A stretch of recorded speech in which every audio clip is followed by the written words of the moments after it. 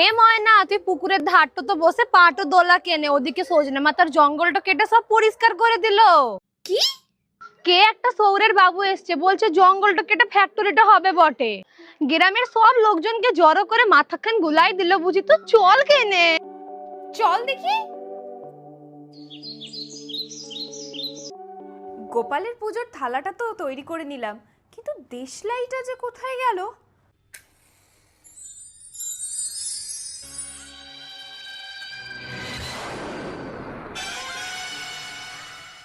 Aunty be careful.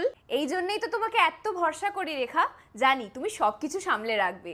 Of course aunty. আপনাদের এত বড় উৎসবের মাঝখানেও আপনারা যে আমার এক ডাকে এখানে এসে উপস্থিত হয়েছেন সেটা থেকে সত্যিই আমি আপনাদের কাছে কৃতজ্ঞ। আপনারা তো অনেকেই জানেন আমাদের কোম্পানি এই জঙ্গলটা কিনে নিয়েছে। এই জঙ্গলটা কেটে এখানে একটা ফ্যাক্টরি হবে। এতে কিন্তু আসলে আপনাদেরই লাভ। আপনাদের ছেলে মেয়েদের আর এই গ্রাম ছেড়ে কোনো শহরে যেতে হবে না কাজের জন্য। লাভ তো আমাদের হবে না তোর হবে রে শুয়োরের বাবু? তোরা কি ভাবিস যে গ্রামের লোক কটা সব বোকা আছে, অশিক্ষিত তো আছে, তোরা এসে দুটো পয়সার লোভ দেখাবি আর আমরা আমাদের গ্রামের জমি জমা জঙ্গল সব ছেড়ে দিব? তোর কাছে এই গাছগুলা শুধু একটু জঙ্গল, কিন্তু এইগুলা আমাদের কাছে মায়ের সমান। আর আমাদের সজনে মাতার গায়ে আঁচড় তো লাগানোর চেষ্টাটা করলেও না, তোর হাতটা আমি কেটে নেব।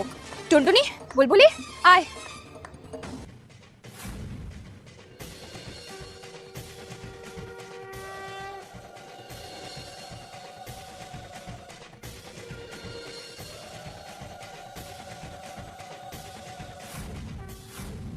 সজনে মাতার সামনে শহুরে বাবু তোকে মালা তো পরিয়ে দিল, তোদের তো বিয়ে হয়ে গেল ময়না।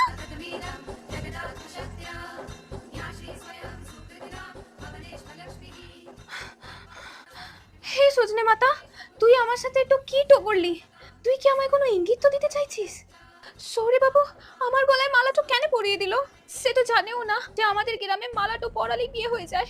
তুই আমাকে কি ইঙ্গিত তো দিতে চাইছিস? আমাকে বল, আমাকে বল, পথ দেখা মাতা।